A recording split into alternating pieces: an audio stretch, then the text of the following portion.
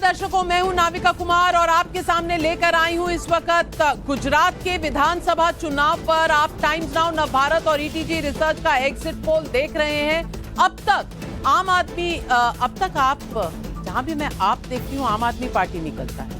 अब तक आप गुजरात के 2 रीजन्स का एग्जिट पोल के नतीजे देख चुके हैं। इन दोनों रीजन्स के पोल दिखा चुकी हूं और भारी बढ़त इस वक्त बीजेपी की है। लेकिन अब मैं आपको दिखाना चाहती हूं कि एग्जिट पोल का फाइनल नतीजा क्या होगा। इसका इंतजार है, कुछ ही मिनटों में आपके सामने लेकर आऊंगी। 2017 में बीजेपी गुजरात में 100 के आंकड़े से दूर थी, लेकिन अब की बार क्या होने वाला है, एग्जिट पोल में किस पार्टी को कितनी सीटें मिल रही हैं, इसका इंतजार बस खत्म होने वाला है। पर इससे पहले मैं जाऊं गुजरात के दूसरे रीजन्स पर, मैं एक बार फिर आपको हिमाचल प्रदेश के चुनावी नतीजे जो एग्जिट पोल बता रहे हैं वो दिखाना चाहती हूं। और टाइम्स नाउ नवभारत ईटीजी के पोल पे हमने दिए हैं इस वक्त 38 सीटें बीजेपी को, 28 कांग्रेस को। आम आदमी पार्टी का खाता खुला नहीं, बाकी जो है उनको 2। तमाम दूसरे पोल्स जो हैं लगभग सब दिखा रहे हैं एक ही तरफ रुझान। आर भारत पी मार्क का पोल दिखा रहा है 36 बीजेपी के लिए, 30 कांग्रेस के लिए, 1 आम आदमी पार्टी के लिए, बाकियों के लिए 2। और बाकी पोल ऑफ पोल्स जो एवरेज नंबर आ रहा है वो 36 बीजेपी को, 30 कांग्रेस पार्टी को। आम आदमी पार्टी का खाता नहीं खुलेगा, ऐसा एवरेज रिजल्ट बता रहे हैं। अदर्स को 2 मिलेगा। लेकिन एक पोल है माई एक्सेस पोल जो 29 सीटें, यानी बीजेपी पीछे और कांग्रेस आगे 35 पर, फिर भी सिर्फ 6 सीटों का फासला है दोनों पार्टियों के बीच में, यानी कि कहीं ना कहीं कांटे की टक्कर है इन पोल्स में। हिमाचल प्रदेश में कुछ भी हो सकता है और सस्पेंस बना रहेगा। 8 तारीख को सुबह 6 बजे हम लेकर आएंगे। लेकिन हिमाचल प्रदेश का आपने रुझान देख लिया, एवरेज में तो बीजेपी आगे है, लेकिन एक पोल बता रहा है कांग्रेस आगे है। अब हिमाचल से निकलते हैं और गुजरात की तरफ चलते हैं। गुजरात में मैं पहले सौराष्ट्र कच्छ के आपको सीटों का आंकड़ा दिखाना चाहती हूं। और सौराष्ट्र कच्छ में जो कुल 54 सीटें हैं उसमें बीजेपी को 34 से 40, यानी कि अगर बीच का नंबर लें तो 37 सीटें बीजेपी को, 10 सीटें 9 से 10 सीटें कांग्रेस पार्टी को, तकरीबन 5 सीटें आम आदमी पार्टी को, अदर्स को 0 से 2। तो यहां पर बीजेपी की अच्छी खासी बढ़त है। अगर आप गणित में अच्छे हैं तो 37 सीट का एवरेज ले लीजिए। अब चलते हैं मध्य गुजरात में। मध्य गुजरात में इस वक्त जो हमारे पास आ रहा है 61 सीटों में से 45 से 46 सीटें जाएंगी बीजेपी को, तकरीबन 12 सीटें कांग्रेस को, आम आदमी पार्टी यहां पाएगी तकरीबन 6 सीटें, 0 टू अदर्स। तो 37 के साथ जोड़ लीजिए 45, तो 82-83 का नंबर बीजेपी का 2 रीजन्स में आ रहा है और हाफ वे मार्क होता है 93 पर। तो बीजेपी सरकार बनाने से बस 11 सीटें दूर है। अब जाते हैं हम उत्तर गुजरात में। पहले वोट शेयर देख लेते हैं क्या रहेगा और वोट शेयर से अंदाजा होगा कौन सी पार्टी आगे है। उत्तर गुजरात में बीजेपी को 42% वोट पड़े हैं, कांग्रेस को 30, आम आदमी पार्टी को 22, अदर्स को 6, यानी 42% वोट शेयर है बीजेपी का। और सीटों का आंकड़ा आपके स्क्रीन में अगले 5 सेकंड में। सीटों को देखिए, उत्तर गुजरात में कितनी सीटें मिलने वाली हैं। उत्तर गुजरात के 32 सीटों में बीजेपी 20 सीट पा रही है, कांग्रेस 10 से 11, आम आदमी पार्टी 1 सीट, अदर्स 2। तो यहां पर 82-83 सीटों में आप जोड़ लीजिए 20 सीटें और, तो यानी कि हाफ वे मार्क पार हो चुका है। माफ कीजिए। अब आपको आखिरी रीजन जो है वो भी दिखाना बाकी है। दक्षिण गुजरात जो है 35 सीटें हैं, यहां बीजेपी 44% वोट पा रही है। और आप देखिए ये वोट का परसेंटेज लगभग 42 से लेकर 45-46 तक जा रहा है बीजेपी का वोट शेयर। और 27 साल के बाद भी बीजेपी यहां पर टिकी हुई है इतने वोट परसेंटेज के साथ। आम आदमी पार्टी नीचे है और कांग्रेस भी नीचे है।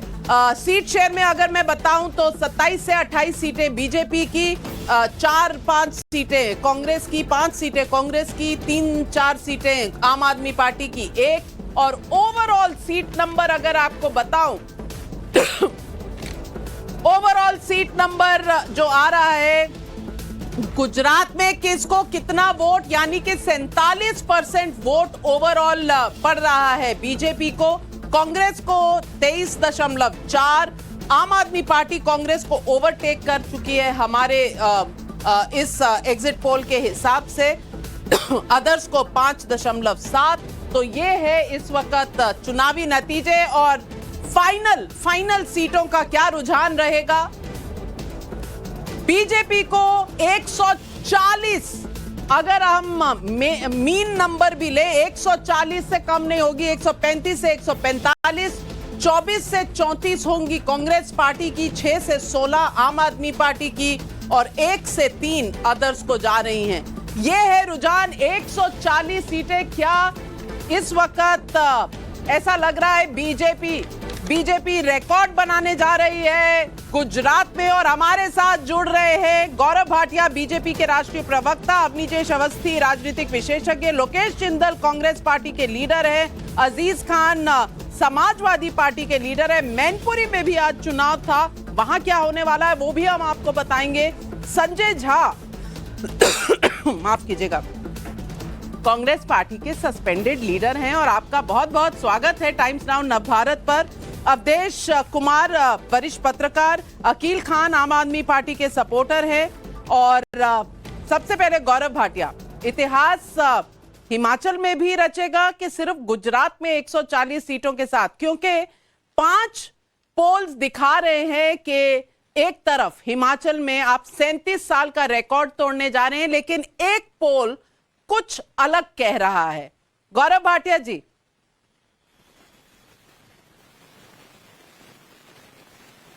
देखिए नाविका जी, बहुत जिम्मेदारी से मैं एक बात कह सकता हूं कि इतिहास वाकई में ही रचा जाएगा 7 और 8 तारीख को।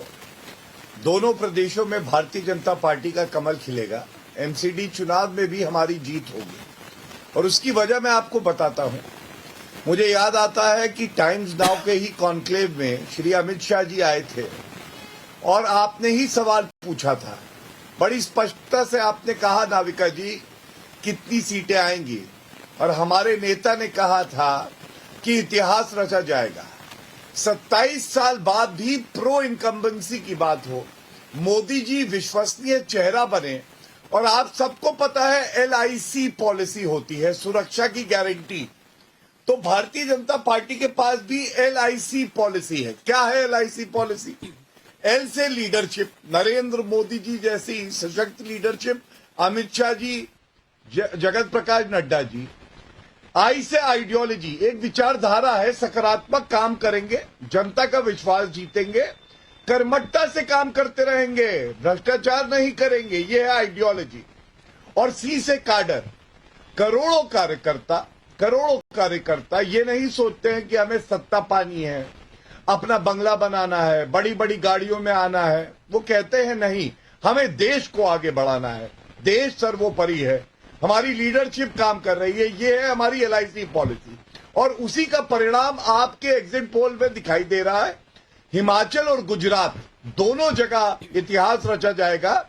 गुजरात में 2/3 सीटें और हिमाचल में ये कहते थे कि हम वहां पे एक ट्रेंड है, तो ये ट्रेंड को ब्रेक करेंगे, ट्रेंड को जो है बदल देंगे। हम कहते हैं हम ट्रेंड सेटर्स हैं। दोबारा 5 साल बाद उत्तराखंड की तरह हमारी सरकार वहां आएगी और कमल खिलेगा। लोकेश जिंदल जी, आपके लिए क्या पेश किया जाए, क्योंकि जख्म गहरे होने वाले हैं। अगर एग्जिट पोल जो बता रहे हैं, और मैं पोल ऑफ पोल्स दिखा रही हूं आपको, बल्कि गुजरात का पोल ऑफ पोल दिखाऊं तो शायद घाव बहुत गहरा हो जाएगा आपके लिए, क्योंकि सारे पोल यही बता रहे हैं कि गुजरात में कहीं ना कहीं बीजेपी के अलावा किसी का कोई वहां पर दिख नहीं रहा स्कोप। गुजरात के पोल ऑफ पोल के रिजल्ट्स जो है ये बता रहे हैं 139 बीजेपी के, 138 को एक बता रहा है, एक्सिस 141 दे रहा है और टारगेट 131 दे रहा है। तो आप कहीं भी देख लीजिए, चारों पोलस्टर्स जो है वो रिकॉर्ड सेट कर रहे हैं बीजेपी के लिए, और कांग्रेस का जो है 23 और 38 के बीच में मामला सिमट रहा है।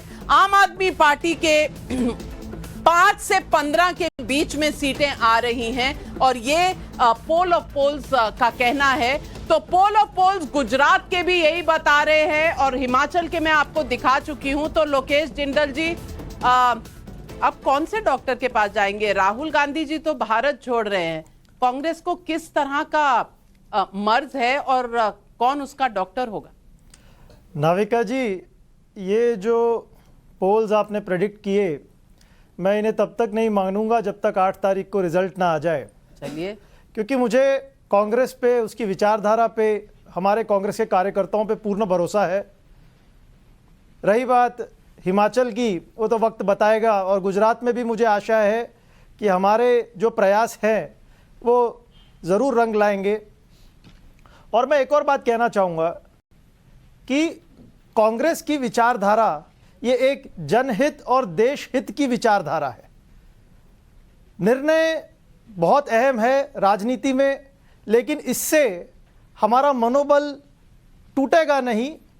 हाँ, ज़रूर इंट्रोस्पेक्शन का एक मौका ज़रूर मिलेगा और बदलाव होगा, और इसके बाद पार्टी मजबूत ही उभरेगी। इसमें ना ही हम इन घावों से हमें कोई फर्क पड़ेगा, और ना ही हमें किसी डॉक्टर के पास जाने की जरूरत है। हमें राहुल गांधी जी के नेतृत्व पे पूरा भरोसा है। हमें यह पूरा भरोसा है कि केवल राहुल गांधी जी ही है जो इस देश को एक नेतृत्व देंगे। और आज जो जिस तरह से देश बट रहा है, जिस तरह से देश पर एक आपदा आई है कि उसका पूरा अस्तित्व खतरे में है, इस चीज से देश को उभारेंगे। एक मजबूत राजनीतिक पार्टी के तौर पे कांग्रेस उभर के आएगी। मैं छोटा सा एक सवाल पूछ लूं नाविका जी, लोकेश जी से। हाँ जी, एक छोटा सवाल है। छोटे बड़े आप दोनों सवाल नहीं, पूछिए, मैं कोई छोटा सा, प्रॉब्लम बस छोटा सा। हाँ, आपने कहा कि जब तक रिजल्ट नहीं आ जाते तब तक मैं नहीं मानूंगा, उसके बाद तो मान लेंगे ना। ईवीएम का रोना तो नहीं रोएंगे ना इस बार? देखिए, जो जब निर्णय आ जाता है तो लोकतंत्र का वो फैसला माना जाता है।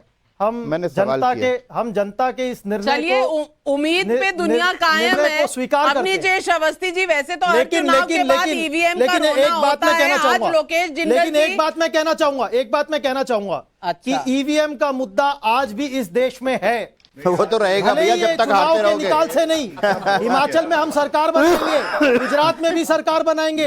इन दोनों जगह पे सरकार बनाने के बाद में भी हम ईवीएम का विरोध करेंगे और करते रहेंगे। अभी तक सरकार बनाने की बातें हो रही थी, अब ईवीएम का हर्ज मर्ज नजर आने लग गया है। अब ईवीएम का हर्ज मर्ज नजर आने लग गया है। अकील खान जी, मैं आपसे पूछना चाहती हूँ, तमाम पोल ऑफ पोल्स भी अगर आप देख लीजिए तो ना हिमाचल में कहीं आपके लिए कोई सूरज उदय हो रहा है, ना गुजरात में कोई खास उदय हो रहा है थोड़ा सा, लेकिन बहुत कुछ संदेशा नहीं ला रहा। जो सरकार बनाने की बातें हो रही थी वो तो नहीं हो रहा। तो अकील खान जी, अब क्या होगा? अब सच्चाई के ईवीएम? देखिए नाविका जी, सबसे इंपॉर्टेंट चीजें हमारी जो प्रोग्रेस हुई है 2010 के बाद, और उसके 2011 में जब हमने जंतर मंतर पे एजिटेशन किया था, इतनी तेजी से लोगों के बीच में पेट बनाना, उनको कन्विंस करना और एक नई राजनीति की शुरुआत कर देना, ये एक बहुत बड़ा अचीवमेंट है हमारे देश के लिए। चाहे कोई माने भ्रष्टाचारी या ना माने, उससे कोई फर्क नहीं पड़ता। क्योंकि जो दिल्ली में हमने फर्स्ट टाइम में हमें 0 सीट दिया था, मतलब आपको याद होगा, जीरो जितने भी पोल थे मैक्सिमम 5 दे रहे थे, और हमने ये कहा था कि हम सरकार बनाएंगे, और हमने सरकार बनाई। उसके अलावा गुजरात के अंदर जो इन्होंने बोला है कि 0 सीट आप ले रहे हैं, और 12 और 10 और 5 और ये कितनी भी बोल रहे हैं ना, ये बिल्कुल गलत साबित होगा 8 तारीख को, ये भी आप नोट कर लीजिए। चलिए, गलत क्या साबित होगा 8 तारीख को, इस पर जाते हैं। लेकिन मैं आज के एग्जिट पोल की बड़ी बातें बता दूं आज दर्शकों को। बीजेपी ने अपने गढ़ में अच्छा प्रदर्शन किया है। आम आदमी पार्टी को 24%। अकील खान जी एक ठंडा पानी का गिलास पीजिए, मुझसे लड़के आपको वोट नहीं मिलेंगे, सीटें भी नहीं मिलेंगी। तो मैं दर्शकों को कम से कम खबर तो बता दूं कि बीजेपी ने अपने गढ़ में अच्छा किया है। सेंट्रल गुजरात में आम आदमी पार्टी को 24% वोट जरूर मिले, लेकिन सीटों में फायदा नहीं है। कांग्रेस को आपकी वजह से गुजरात में भारी नुकसान हो रहा है। बीजेपी को 3 तरफा मुकाबले का फायदा हुआ है। बीजेपी गुजरात में 2002 का रिकॉर्ड तोड़ सकती है। इस वक्त एग्जिट पोल के रुझान यही बता रहे हैं कि 140 सीटें, यानी कि जितने भी पोल ऑफ पोल्स आ रहे हैं उसके हिसाब से बीजेपी रिकॉर्ड प्रदर्शन कर रही है। पट्टीदारों के गढ़ में कांग्रेस को बहुत नुकसान, और कहीं ना कहीं इस वक्त आम आदमी पार्टी और कांग्रेस पार्टी को अपनी रणनीति दोबारा से सोचनी पड़ेगी। और इस वक्त हमारे साथ जुड़ रहे हैं रविशंकर प्रसाद जी, पूर्व मंत्री और बीजेपी के दिग्गज नेता। रविशंकर प्रसाद जी नमस्कार, और बधाई दूं या नहीं दूं, क्योंकि एग्जिट पोल को विपक्षी दल तो मानने को तैयार नहीं है, लेकिन दोनों एग्जिट पोल दिखा रहे हैं कि रिकॉर्ड सेट हो रहा है। एक, हिमाचल में 37 साल बाद कोई भी सरकार रिपीट करके आने की संभावना रखती है तो वो बीजेपी, और दूसरा गुजरात में आपका प्रीवियस बेस्ट रिकॉर्ड 2002 में 129 सीट था, इस बार 140 के करीब होने वाला है। और तमाम पोल ऑफ पोल्स बता रहे हैं कि रिकॉर्ड प्रदर्शन है। तो अब 2024 की तैयारी कमर कस ली आप?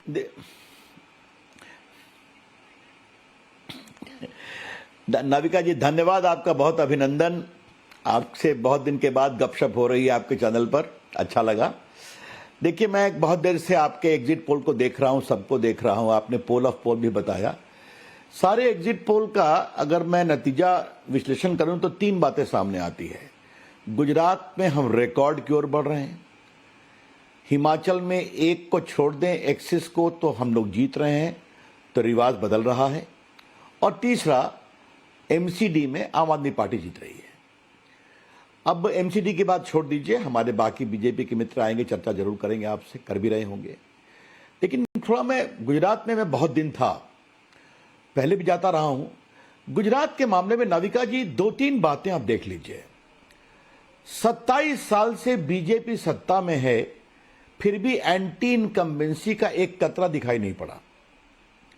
मोदी जी की लोकप्रियता इतनी जोरदार है कि उस दिन मैं भी राजनीतिक कार्यकर्ता रहा हूं अपने आरंभिक दिनों से। उस दिन 8-10 लाख लोग अहमदाबाद में सड़कों पर हैं, जो वो 50 किलोमीटर की यात्रा कर रहे थे। It is said to be believed. मैं मानता हूं ये जो कांग्रेस पार्टी ने आपका वोट लिया, आपने उनका वोट लिया, ये आपका विश्लेषण आप करें, लेकिन बड़ी बात है बीजेपी की इस विजय में जो आपने प्रोजेक्ट किया है अपने एग्जिट पोल में। क्या सामने आता है कि गुजरात की जनता भाजपा को ट्रस्ट करती है, गुजरात की जनता मोदी जी को ट्रस्ट करती है। और उस ट्रस्ट का क्या कारण है? मैंने एक बात कही थी, मैं आपके चैनल पर उसको दोहराने के लिए आपसे अनुमति चाहता हूं कि मैं एक स्टूडेंट एक्टिविस्ट के रूप में अहमदाबाद पहली बार गया था एबीवीपी के कॉन्फ्रेंस में। साबरमती एक नाले के समान थी। आज साबरमती रिवर फ्रंट वर्ल्ड का बेस्ट रिवर फ्रंट है। और जब मैं कह रहा हूं तो मैंने पेरिस भी देखा है, लंदन भी देखा है, पोटोमैक वॉशिंगटन में भी देखा है, और बर्लिन में भी देखा है, और आपने भी देखा होगा, दुनिया आपने बहुत घुमा है। यह होता है काम, clear, so exciting waters of Sabarmati river. अब आप देखिए पानी सौराष्ट्र में पहुंचाना, रेगिस्तान आप उसकी चर्चा कर रही हैं, आज वहां पानी पहुंचा है जहां कभी 5 रुपए में 1 गिलास पानी मिलता था, तो किसान की पूरी जिंदगी बच गई है। एज ए पूर्व आईटी मंत्री मैं जानता हूं कि आज गुजरात स्टार्टअप का आईटी का एक बहुत बड़ा सेंटर आ रहा है। 5 year law degree course, petroleum university, cyber university, Baroda में एयरबस का प्लेन बनना, फार्मास्यूटिकल। तो ये गुजरात का जो पूरा बदलाव हुआ है डबल इंजन का, बाकी वो सामने दिखाई पड़ता है। तो जनता उसको भी मानती है। और मोदी जी हैं सोमनाथ से केदारनाथ वाया विश्वनाथ, मां अंबा देवी का भी। ये जो पूर्णता में गुजरात का विकास होता है तो जनता उसके कारण आशीर्वाद देती है। 27 साल आपने सही कहा, लेकिन एक हिस्ट्री क्रिएट हो रही है। अगर आप बंगाल में सीपीएम के चार्ज को देख लें। लेकिन रविशंकर प्रसाद जी, आपके पास डबल इंजन है, ये तो बहुत से राजनीतिक विशेषज्ञ मानते हैं, लेकिन फिर इसके बावजूद एक और डबल इंजन है जिसके ऊपर विपक्ष आप पर हमेशा कटाक्ष करता है, वो है डबल इंजन ईडी और सीबीआई का।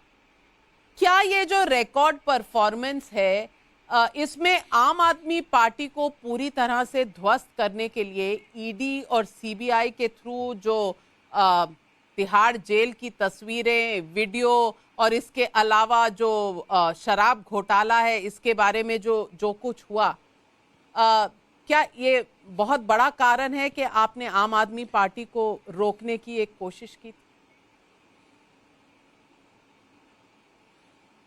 अच्छा, मुझे ये बताइए, हमने तो सत्येंद्र जैन के बारे में कहा था कि जो जेल मंत्री हैं और तिहाड़ जेल जिनके अंतर्गत आता है वो अपने लिए ये व्यवस्था कराएं कानून का उल्लंघन करके। अब तो सब कमेटी की रिपोर्ट आ गई है। हमने तो केजरीवाल जी को कहा था कि आजाद भारत में पहली बार हुआ कि एक उनके सत्येंद्र जैन के खिलाफ मनी लॉन्ड्रिंग के गंभीर अपराध का आरोप है और वो 6 महीने से जेल में है, इस्तीफा नहीं दिया। नाविका जी, आपके दर्शकों को जानना जरूरी है, कोई भी ऑफिसर केंद्र में या प्रदेश में या कर्मचारी अगर 48 घंटे से अंदर वो जेल में रहता है तो ही इज डीम्ड सस्पेंडेड। और यहां एक मंत्री 6 महीने से जेल में है जिसका बेल पर बेल रिजेक्ट हो रहा है, और केजरीवाल जी उसकी तुलना भगत सिंह से करते हैं। अब छोड़िए, मैं उसकी बात क्या करूं। तो ये चीजें, शराब का घोटाला है देश के सामने। अब देखिए, जहां तक ईडी और सीबीआई का सवाल है, अब इसके बारे में नहीं बोलना चाहता हूं। बिहार में मेरा कोई अनुभव है ना लालू प्रसाद जी के खिलाफ संघर्ष करने का। चारा घोटाला में, अलकतरा घोटाले में मैंने पीआईएल किया था सीबीआई की इंक्वायरी के लिए। कन्विक्शन होने के बाद भी कहते हैं कि सारा पॉलिटिकल मोटिवेटेड है, सीबीआई का दुरुपयोग हो रहा है। इसका तो कोई उत्तर नहीं ना मेरे पास। मेरा खाली कहना यह है कि जब विपक्ष के लोग 3 स्वर में बात करें कि ईवीएम गड़बड़ है, आज मैंने सुना है कि अखिलेश यादव ने चर्चा करना शुरू कर दी, तो जहां ईवीएम का आरोप शुरू करें और सीबीआई ईडी का आरोप करें, मतलब आप हार रहे हैं। केजरीवाल जी जिन मर्यादाओं और मानकों को लेकर उतरे थे भारत की जनता के सामने, उस पर वो कसे जाएंगे। अन्ना हजारों आंदोलन से आए थे ना, और क्या उनका शासन चलता है? ये चर्चा क्यों नहीं होनी चाहिए? निश्चित होगी और करना भी पड़ेगा। बिल्कुल होगी। और आपने सवाल सही उठाया है कि जब बात ईवीएम पर आती है तो इसका मतलब कहीं ना कहीं दाल में कुछ काला है, कोई ना कोई डरा हुआ है। तो रविशंकर प्रसाद जी, ईवीएम की चर्चाएं हमारे पैनल पर शुरू हो गई हैं। आपको मैं धन्यवाद कहूंगी और आमंत्रित करूंगी कि 8 तारीख को जब चुनावी नतीजे आ जाएंगे तब आप हमारे साथ जरूर जुड़िएगा। और मैं अजीज खान साहब के पास वापस जाना चाहूंगी। अजीज खान साहब, जब ईवीएम पर सवाल या निशान लग जाता है तो मतलब कहीं ना कहीं प्रॉब्लम है, जमीन खिसक रही है, लेकिन गलती किसी और की है, खुद की तो गलती कोई बताता नहीं है। तो अजीज खान साहब, आज जो कांग्रेस और आम आदमी पार्टी का हाल हुआ है, क्या समाजवादी पार्टी का मैनपुरी में वही हाल होगा? देखिए नाविका जी, 2-3 बातें बड़ी अहम है जो मैं चर्चा देख रहा हूं और जो एग्जिट पोल देख रहा हूं। अभी हिमाचल और गुजरात पे थोड़ी बात कर लो, फिर हम मैनपुरी पे जाते हैं। अभी देख रहा हूं कि कह सकते हैं कि ये मैकदा है, जामे जम नहीं, यहां कोई किसी से कम नहीं। अभी जो कमतर आंकने की कोशिश की जा रही, जिस तरीके से तमाम मसले हैं, उन मसलों पे मैं सिर्फ इतना कहना चाहूंगा। और गौरव भाटिया जी जिस तरीके से भी एक्सप्लेन कर रहे थे कि साहब हम ही हम है, तो मैं एक बात इनको बता दूं कि कभी कभी यूं भी हमने अपने जी को बहलाया है, जिन बातों को खुद नहीं समझे औरों को समझाया है। देखिए, आज बीजेपी इस बात को समझ चुकी है कि जो गुजरात में किया इससे पहले, उसका रिजल्ट आ रहा है। हिमाचल प्रदेश में किस कदर वहां लोगों में नाराजगी रही, वो भी लोगों ने देखा है, और एक बदलाव की लहर है, इसको कोई डिनाई नहीं कर सकता। अभी आपने मैनपुरी का जिक्र किया। मैं नाविका जी, देखिए, देश के आप बहुत बड़ी पत्रकार हैं और आपकी बात लोग सुनते हैं, अमल करते हैं इस बात पे। मैं एक बात आपको बताऊं, ईवीएम का सवाल नहीं है। देखिए, ये तो निश्चित तौर पे ये सबको पता है कि मैनपुरी का जो चुनाव है वो एक तरफा चुनाव है। बीजेपी वहां चुनाव लड़ रही है, सिर्फ जमानत बचाने के लिए चुनाव लड़ रही है, वो जीतने के लिए चुनाव नहीं लड़ रही है, ये सबको पता है। लेकिन उसके बावजूद भी हम ये जरूर कहेंगे, अभी ईवीएम का जिस तरीके से आज वहां मसला उठ करके आया, पकड़ी गई है, देखिए मेरे पास वीडियो है, मेरे पास पिक्चर है, और वो खाली ईवीएम पकड़े गए हैं, वो कहां जा रहे थे, ये कहीं ना कहीं एक जवाब देने का विषय बनता है। और रही बात ईवीएम की, तो ईवीएम पे सवाल रहा है और रहेगा। हम चुनाव हार जाए कहीं पे, चुनाव जीत जाए, या कुछ भी स्थितियां पैदा हो, इसलिए चुनाव पे सवाल करना ये बिल्कुल जायज है, क्योंकि जिस तरीके से ईवीएम आप जीते हैं तो सब ठीक, लेकिन बीजेपी जीते तो ईवीएम में और चुनाव के कहीं ना कहीं मशीनरी में प्रॉब्लम है। गौरव भाटिया जी जवाब दीजिए, अजीज खान साहब हो या लोकेश जिंदल जी हो, दोनों सवालिया निशान लगा रहे हैं, खुद पर तो नहीं पर आप पर। और आज ईवीएम एक तरफ, मुशायरा दूसरी तरफ, शेरो शायरी शुरू हो गई है, कोई आपको बधाई देने के लिए तैयार नहीं है।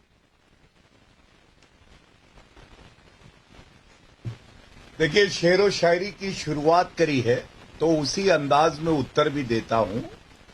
अभी भी सबसे पहले ये कह रहे थे कि जमा जम नहीं, कुछ कम नहीं ऐसा, तो मैं इतना ही कहूंगा, योगी जी जमा जम है, योगी जी जमा जम है, अखिलेश जी की लोकप्रियता कम है। और यहां पर ये बैठे हैं, मैं एक और बात कहूंगा, ये इनकी पुरानी अदाएं हैं नाविका जी। देखिए, जब तक चुनाव चलता है ना, ये कहते हैं, अखिलेश यादव जी ने क्या कहा था उत्तर प्रदेश की विधानसभा में, 400 सीटें आएंगी, 400 से कम नहीं। जनता ने कहा तुम में दम नहीं और 100 पे ले आए। अब क्या हुआ, इस बार जानते हैं कि चुनाव हारने जा रहे हैं, तो पहले से ही ठीकरा कहां फोड़ेंगे। ये तो कह नहीं सकते कि अध्यक्ष में दम नहीं तो ईवीएम में दम नहीं, इलेक्शन कमीशन ऑफ इंडिया खराब है। लेकिन मैं इतना ही कहूंगा, मोदी जी को गाली बहुत देते हैं ये लोग, चाहे कांग्रेस पार्टी हो चाहे सपा हो। तो मोदी जी क्या कह रहे हैं, उनके अंदाज में एक बात कह दूं, ना मैं गिरा ना मेरी उम्मीदों के मीनार गिरे, ना मैं गिरा ना मेरी उम्मीदों के मीनार गिरे, मुझे गिराने में कई लोग बार बार गिरे। सुप्रीम कोर्ट ने क्या कहा ईवीएम के बारे में, इसी के बारे में बताइएगा सर। नीचे खींचने का प्रयास करते हैं। सुप्रीम कोर्ट ने ईसी के बारे में क्या कहा है और क्या अभी अभी उन्होंने तलब किया है। नाविका जी, मैं आपकी बात रखना चाहता हूं, बारे में बता दीजिए। एक एक करके अकील खान साहब, अगर सुप्रीम कोर्ट ने इलेक्शन कमीशन के बारे में कहा है तो कोर्ट ने सत्येंद्र जैन और आम आदमी पार्टी पर भी बहुत कुछ कहा है, उस पर भी तवज्जो दे दीजिए। के ऊपर डाउट था, हाथ जोड़ करके कहा कि भाई मुझे माफ करो, मुझे मत। अच्छा, अकील खान साहब आपको मौका दूंगी, गौरव भाटिया जी अपनी बात खत्म कर लें तो फिर आपको समय मिलेगा। तभी तो गौरव भाटिया जी। देखिए नाविका जी, है क्या, अकील खान जी पे भी टिप्पणी जरूरी है। कट्टर बेईमान अय्याशी अपराधी पार्टी के प्रवक्ता तो आते नहीं, अकील खान बेचारे आते हैं। ईरानी चाय तो अकील खान जी के लिए मैं इतना ही कहूंगा, मुस्कुरा रहे थे। ईरानी चाय की पार्टी है, प्राइम मिनिस्टर सेक्रेटरी में कौन करता था बताइए। 47 लाख लोगों को किसने मरवाया, गलत बात आप बताइए। अरे बहुत सारी चीजें हैं। अकील खान साहब, गुजारिश है कि हमारे दर्शकों पर इतना कहर मत बरसाइए कि वो ना आपकी बात सुन सके ना गौरव भाटिया जी की। बात तो खत्म कर लेने दीजिए, फिर अपना तर्क रखिएगा। नाविका, अगर पर्सनल अटैक होगा तो इमीडिएटली रिबटल होगा उसका। कोई पर्सनल अटैक नहीं है, आम आदमी पार्टी ने अपना प्रवक्ता नहीं भेजा है ना, ये तो ऑफिशियल पोजीशन है, ये ऑफिशियल पोजीशन है कि आम आदमी पार्टी ने अपना ऑफिशियल प्रवक्ता नहीं भेजा है। माफ कीजिए अकील खान साहब, वहां प्लीज उनका ऑडियो डाउन कीजिए। गौरव भाटिया अपना गौरव भाटिया जी आप अपनी बात करें। और प्राइम मिनिस्टर जो है मोदी जी जिम्मेदार है उसके। नाविका जी, मैं इतना ही कहूंगा, मुझे वो दिन याद आ रहा है, वो प्रेस कॉन्फ्रेंस याद आ रही है जब कट्टर बेईमान अरविंद केजरीवाल कह रहे थे मैं लिख के देता हूं 92 सीटों से ज्यादा आने वाली हैं। लेकिन आज ये हश्र है कि इस आप पार्टी का जो आप कम और पाप ज्यादा है, सुपड़ा साफ होने वाला। हिमाचल प्रदेश से भाग खड़े हुए थे, गुजरात में कहीं दिखाई नहीं दे रहे हैं। और भारतीय जनता पार्टी अगर जीत रही है, इसकी एक ही वजह है, जिसने दी है मोदी जी को गाली, जनता ने कर दी है उसकी झोली खाली। अगर आप बोलोगे औकात क्या है तुम्हारी, राक्षस हो, झूठों के सरदार, नीच, बिच्छू, चाय वाला प्रधानमंत्री नहीं हो सकता, तो जनता कहती है नहीं, चाय वाला प्रधानमंत्री हो सकता है अगर वो मेहनती है, अगर वो ईमानदार है, अगर उसके पास दूरदर्शिता है, तो हम बनाएंगे उसको प्रधानमंत्री, हम जितवाएंगे भाजपा को। बिल्कुल। और संजय झा जी हमारे साथ हैं, और संजय झा जी मेरा आपसे यही सवाल है, क्या आखिर में जाकर मल्लिकार्जुन खड़गे जी ने कांग्रेस का थोड़ा सा और जमीनी स्तर पर नुकसान कर दिया? क्योंकि जिस तरह से रावण, झूठों के सरदार और औकात दिखा देंगे, तमाम इस तरह की जो बयानबाजी है, क्या कांग्रेस इसका खामियाजा भुगत रही है? नहीं। या कांग्रेस इस बात का खामियाजा भुगत रही है कि राहुल गांधी कहीं और, प्रियंका गांधी वाड्रा कहीं और पार्टी के जो असली चेहरे हैं वो कभी पहुंचे ही नहीं जहां चुनाव थे, चाहे वो हिमाचल हो चाहे गुजरात?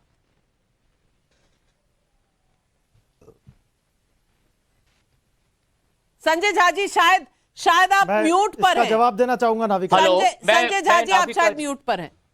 नाविका जी, मैं इतना ही कहूंगा, बहुत संक्षेप में जवाब देना चाहूंगा कि यदि नतीजे ऐसे ही आए 8 तारीख को, तो यहां पर कोई दो राय नहीं होना चाहिए, क्योंकि जो भी लोकेश जिंदल ने समीक्षा की है या निंदा की है भारतीय जनता पार्टी का, वो सही हो सकता है भी, परंतु उसके बावजूद यदि भाजपा जीत रही है, मोरबी का बहुत ही खेदजनक जो दुर्घटना हुआ, बिल्किस बानो को ले लीजिए, महंगाई को ले लीजिए, बेरोजगारी को लीजिए, उसके बावजूद यदि भाजपा 7 बार लगातार जीत रही है और कांग्रेस जो कभी भी 40% से वोट शेयर कम नहीं हुआ था, आज 28 या 29% वोट शेयर पर आएगी, तो इसका जिम्मेदारी मैं समझता हूं कि खुद कांग्रेस को खुद मानना पड़ेगा।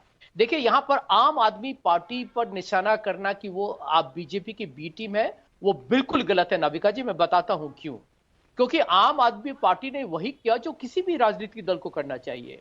यदि कोई राजनीतिक दल अपना जगह छोड़ रहा है, तो वही राजनीतिक दल वहीं जाएगा, तो कम से कम भाजपा का टक्कर लाने के लिए किसी को तो वहां खड़ा होना पड़ेगा ना मैदान में। और देखिए नाविका जी, आपके प्रोग्राम में मैंने पहले भी कहा था, टाइम्स नाउ के अंग्रेजी प्रोग्राम में, कांग्रेस पार्टी ने जो पंजाब में जो गलती की, आज उसका नतीजा, उसका मसला आपके सामने में है। क्योंकि यदि कांग्रेस पार्टी ने आम आदमी पार्टी को एक चांदी के थाली में पंजाब नहीं दिया होता, तो आम आदमी पार्टी आज गुजरात और हिमाचल में नहीं होती और ये नतीजे कुछ और होते। तो यही सबक सिखाना है, कांग्रेस को सीखना पड़ेगा। सिखाना क्या है, वो तो जनता सिखाती है। और मैं कांग्रेस पार्टी की विचारधारा का समर्थक रहा हूं, लेकिन मुझे बहुत दुख है कि भाजपा भी इस बात को मानेगी, भाजपा के समर्थक भी इस बात को मानेंगे कि इतनी गलतियां हुई हैं उनसे, शासन को लेके। गौरव भाटिया मेरे मित्र हैं, वो भी मानेंगे कि ढेर सारी खामियां के बावजूद यदि पार्टी जीत रही है, तो यह प्रजातंत्र के लिए अच्छा नहीं है। लेकिन कांग्रेस को यह संदेश है कि आप अहंकार या घमंड या आलसी रहेंगे, तो भारत की जनता आपको धीरे धीरे भूल जाएगी। मैं विष्णु पांड्या जी बहुत अनुभवी हैं और पत्रकार हैं और जमीनी स्तर पर पिछले 40 सालों से देख रहे हैं गुजरात की धरती पर क्या हो रहा है। और विष्णु पांड्या जी, मैं आपसे पूछना चाहती हूं, बहुत से एरियाज में बीजेपी को पिछले चुनाव में धक्का पड़ा था 2017 में, लेकिन अगर उससे उभर कर इस बार फिर से बीजेपी इतनी बड़ी मात्रा में सीटें दिखा रही हैं जिस तरह एग्जिट पोल में दिख रहा है, तो इसके कारण क्या रहे? क्योंकि ग्रामीण इलाके में देखिए तो कांग्रेस की पकड़ कम हो रही है, बीजेपी दक्षिण गुजरात में थोड़ी सी वीक हो गई थी, वापस रिसर्जेंस दिख रहा है उसका। आप क्या समझते हैं, जमीन पर क्या बदला है? क्योंकि मुख्यमंत्री भी बदले हैं, लेकिन उसके साथ साथ ऐसा क्या नुस्खा रहा बीजेपी का कि ये दोबारा का जो रिसर्जेंट स्ट्राइक मारा है बीजेपी ने, वो पॉसिबल हुआ?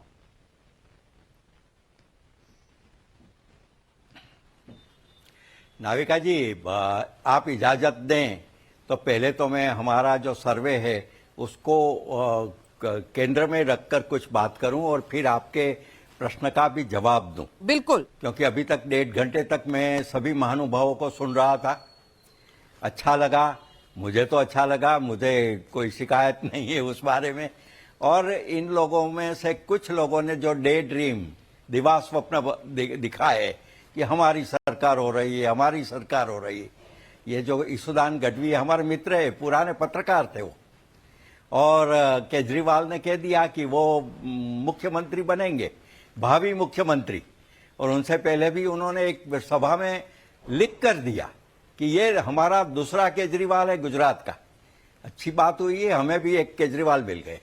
तो लेकिन गोपाल इटालिया जो प्रदेश अध्यक्ष है और ये ईसुदान, ये दोनों निश्चिंत रूप से हार रहे हैं। उनका कोई जीतना संभव नहीं, ये एक बात।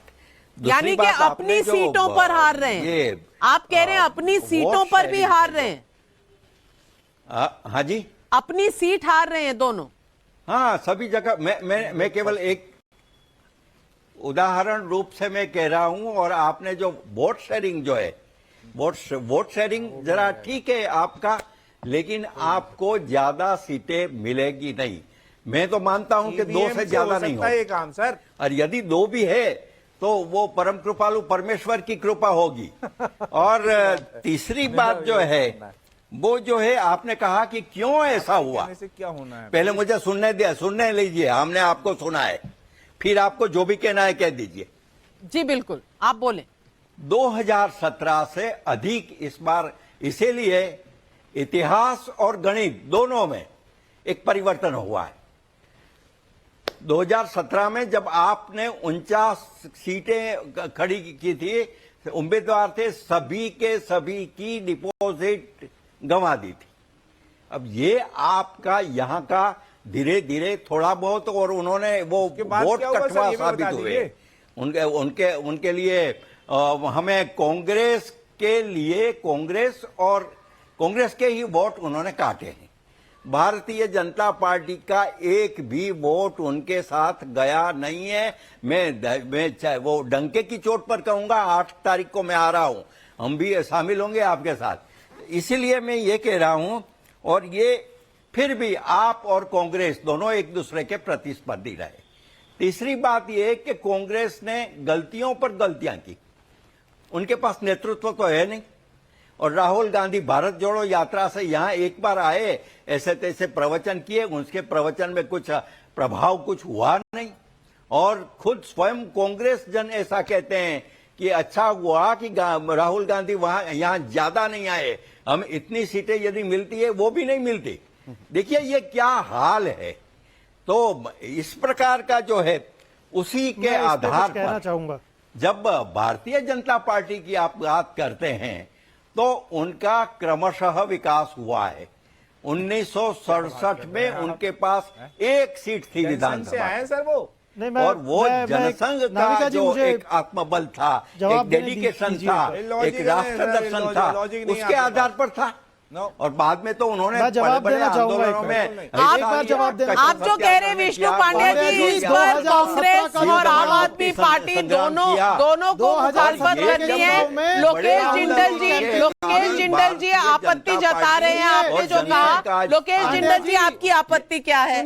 क्या आपत्ति है? बड़ा फैशनेबल लगता है राहुल गांधी जी को दोष देना, लेकिन 2017 की जो कांग्रेस की जीत थी उसका श्रेय राहुल गांधी जी को जाता है। अच्छा चलिए, दूसरी बात, आप मेरी बात सुनिए अच्छी तरह से। आप वर्तमान स्थिति में इन आंकड़ों में मैं आपकी एक बात से सहमत जरूर हूं कि ये बिल्कुल सत्य नहीं है कि कांग्रेस के वोट जो है आम आदमी पार्टी में जाएंगे। ये मैं भी बिलीव नहीं करता इस बात को, क्योंकि आम आदमी पार्टी जो है एक तरह की पॉन्जी स्कीम है। देखिए जो एक पॉन्जी स्कीम हेराफेरी मूवी में दिखाते हैं ना, बिपाशा बासु कहती है कि भाई आपके पैसे डबल हो जाएंगे भैया, 1 महीने में पैसे डबल। और उसके बाद में आप माने या ना माने, पर आपको डेटा सारा दिखा दिया है। और विपक्ष का वोट डिवाइड हो रहा है, वरना आपका कुछ शायद बन जाता। लेकिन अवधेश जी लोकेश जिंदल नहीं मान रहे, लेकिन राहुल गांधी 2017 में बड़ा अच्छा प्रचार करके गए थे, इसीलिए कांग्रेस को 77 सीटें आई थी। क्या इसी डर से इस बार आए ही नहीं? क्या इसी डर से इस बार आई नहीं गुजरात में? जरा मैं नविका जी, अरे बोल लेने दो यार। लोकेश जी जरा अरे मेरा नंबर आया, जरा बोल लेने तो दो। नविका जी मेरे बगल में आपने अकील खान को बैठा दिया है, ये नॉन स्टॉप स्पीकर हैं ये। मेरा कहना है, मैं एक तो नविका जी में जो विष्णु पांड्या जी ने कहा है, जितनी मेरी समझ है, आम आदमी पार्टी को 24% वोट नहीं आ सकता है। मैंने बाकी आपके एग्जिट पोल से आम आदमी पार्टी से कोई कैंडिडेट अगर जीत जाए तो मुझे आश्चर्य होगा, जितना मैंने गुजरात के चुनाव को अभी तक देखा है, मुझे आश्चर्य होगा अगर कोई जीते। सुन लो यार, आप बहुत बोलिए। अरे क्यों डिस्टर्ब करते हो? आपको भी डिस्टर्ब कर देखिए का माल गुजरात नहीं बिकता। नहीं, आप लोग सब एक साथ बोलेंगे तो मेरा दर्शक सुन नहीं पाएगा। और इस वक्त की बड़ी खबर आ रही है, बड़ी ब्रेकिंग खबर आ रही है। पीयूष जी हमारे साथ हैं, ईटीजी रिसर्च के। मैनपुरी का जो नतीजा आ रहा है, कहीं ना कहीं मैनपुरी जो उत्तर प्रदेश में मुलायम सिंह यादव की जो सीट थी, लोकसभा सीट है, यहां से डिंपल यादव जी लड़ रही हैं। इस बार बताया जा रहा है बहुत क्लोज कॉन्टेस्ट है। अगर तो डिंपल जी जीतती हैं तो पिछली बार के मार्जिन से कम हो सकता है उनका मार्जिन। पिछली बार जो मार्जिन था वही लोग कह रहे थे कि मुलायम सिंह यादव के लिए कम है, लेकिन इस बार मुलायम सिंह जी के जाने के बाद विरासत की जो सीट है उसमें अगर और झटका मिलता है समाजवादी पार्टी को तो इसके मायने क्या होंगे? गौरव भाटिया जी और अजीज खान साहब जी से मुझे ये पूछना है। तो अजीज खान साहब जी, अगर मार्जिन घट जाता है और ये जो ईवीएम का थोड़ा बहुत आपने शुरू कर दिया है हल्ला, क्या इसी बात का डर है आपको? देखिए नाविका जी, मैंने पहले भी स्पष्ट किया था कि मार्जिन और घटने और बढ़ने का सवाल नहीं है। वहां मैनपुरी का चुनाव, चूंकि मैंने व्यक्तिगत तौर पे देखा है, मैं गया हूं वहां पे, मैंने देखा है कि वह एक तरफा चुनाव है। जिस तरह आदरणीय डिंपल जी को लोग पसंद कर रहे हैं, क्योंकि लोगों के दिमाग में यह है, क्योंकि नेताजी ने खून पसीने से मैनपुरी को सींचा था। लोग जो तमाम अधूरे काम हैं मैनपुरी की जनता के लिए, जो नेताजी के दिल और दिमाग में थे, उन लोगों के एहसास रहा कि उनको सिर्फ डिंपल। पीयूष जी, ईटीजी रिसर्च क्या बता रहा है इस वक्त? मैनपुरी का एग्जिट पोल क्या कह रहा है? मैम, हमें तो मैनपुरी में समाजवादी पार्टी जो है वो आगे लीड में दिख रहे हैं, पर फाइट बहुत क्लोज है, क्योंकि बीजेपी ने अपनी पूरी ताकत झोंक दी उसमें और वो बहुत फाइट कर रहे हैं।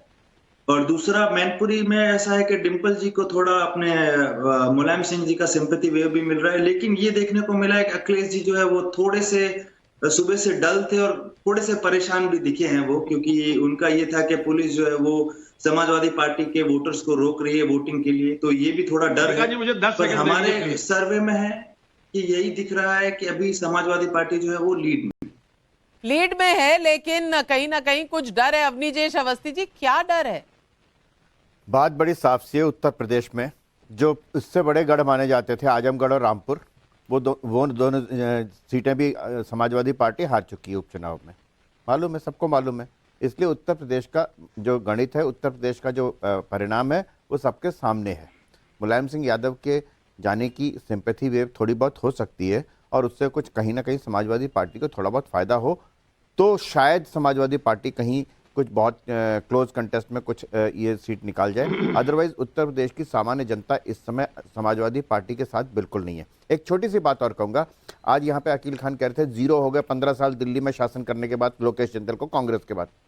ये वही कांग्रेस है जिसको अरविंद केजरीवाल ने दिल्ली में रामलीला मैदान में शीला दीक्षित को पानी पी करके गालियां दी थी और जब उनके पास बहुमत नहीं आया तो इसी कांग्रेस ने आम आदमी पार्टी की सरकार बनवाई थी, सिर्फ मोदी के विरोध के कारण।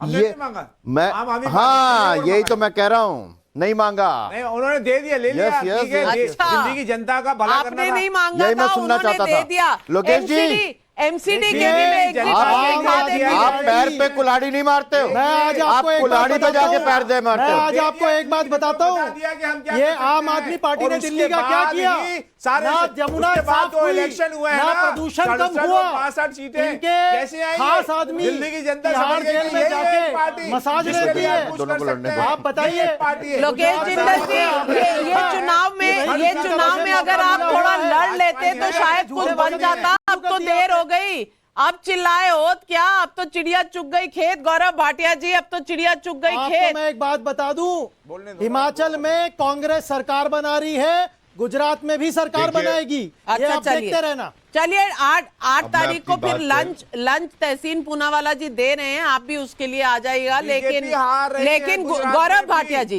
भाटिया जी, तमाम जगह अगर देखा जाए, चाहे गुजरात हो चाहे हिमाचल हो, एमसीडी में जरूर धक्का है। अगर आप गुजरात में और हिमाचल में आम आदमी पार्टी के पैर नहीं टिकने दे पा रहे, तो कम से कम आज एमसीडी के चुनाव में जो बढ़त मिल रही है आम आदमी पार्टी को, उसमें तो कम से कम आप एक्नॉलेज करेंगे कि दिल्ली में आपका बस नहीं चल रहा। दिल्ली से दूर बीजेपी जो है वो अपनी जड़ें बना और मजबूत कर।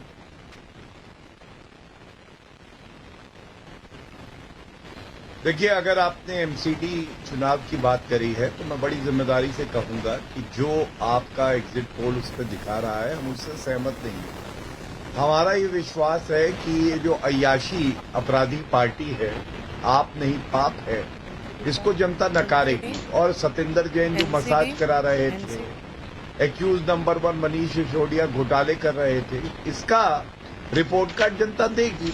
और मैं एक बात और कह दूं, ये तब भी आम आदमी पार्टी की जीत इसलिए नहीं है नाविका जी, बेरोजगारी, इतनी महंगाई के बावजूद 62 भाजपा जो सरकार बना रही है, इस पे आपको कोई तो आपत्ति नहीं 62 होती? सीट के हिसाब से तो इनकी और ज्यादा सीटें होनी चाहिए थी। लेकिन जनता जान गई है कि ये महाठग वाली पार्टी है, इनको जिताना। नाविका जी, मुझे जवाब कांग्रेस देने पार्टी दीजिए। के प्रवक्ता राहुल गांधी अरे पे ठग कुछ कह साहब, रहे थे। हिंदुस्तान कौन है? भाटिया जी, मुझे जवाब राहुल दीजिए। गांधी पे किसी को ऐसी टिप्पणी भाटिया जी, मुझे जवाब दीजिए। बचाया था उनकी ठग साहब, हिंदुस्तान पिक्चर आई थी ना। सीएनजी से लेके, कपड़े से लेके, नमक से लेके, अरे भाई, सब लोग एक साथ कैसे बोल सकते हैं? लोकेश जिंदल जी, कम से कम सभ्यता का दायरा आप तो मत लांघिए। एक मिनट, गौरव भाटिया जी कुछ बोल रहे, खत्म कर ले, फिर आपको मौका दूंगी। आपने हाथ उठाया, सभ्य तरीका ये होता है, हाथ उठाइए, मैं आपके पास आऊंगी। जीत है कांग्रेस पार्टी की, आप मुझे बताइए।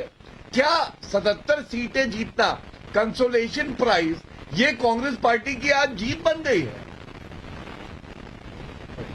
हो गया। अब जवाब दीजिए।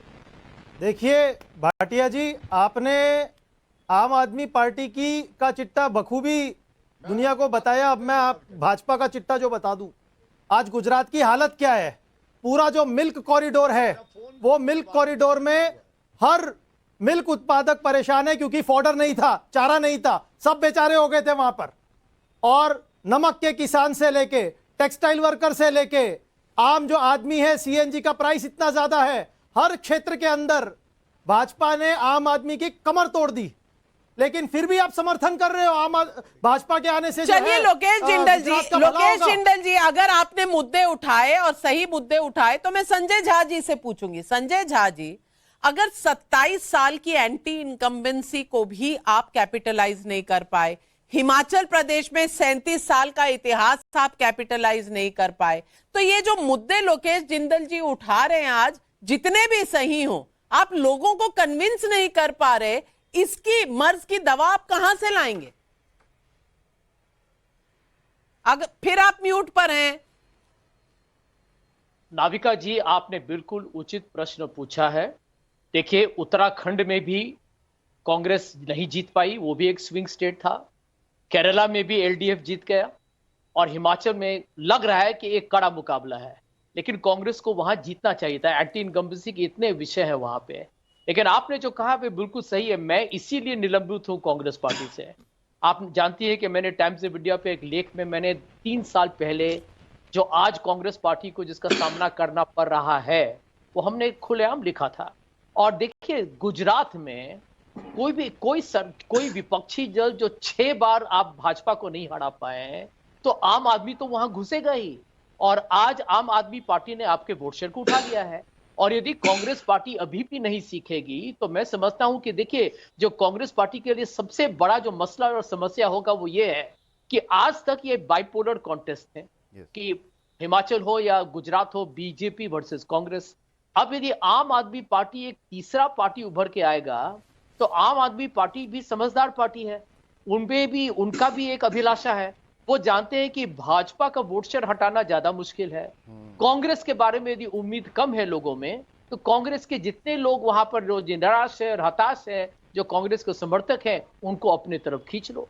क्योंकि देखिए, ये मुद्दे जो लोकेश जी ने कहा वो मैं भी जानता हूं। लोकेश जी, आपने सही कहा है, बेरोजगारी का हो, महंगाई का हो, किसानों का हो, ये सब सही बात है, मोरबी का हो, बिल्किस बानो का हो, सब सही विषय है। लेकिन आप यही देखिए ना, जो दुविधा या कश्मकश कांग्रेस पार्टी का है, इसके बावजूद कांग्रेस पार्टी हार रही है।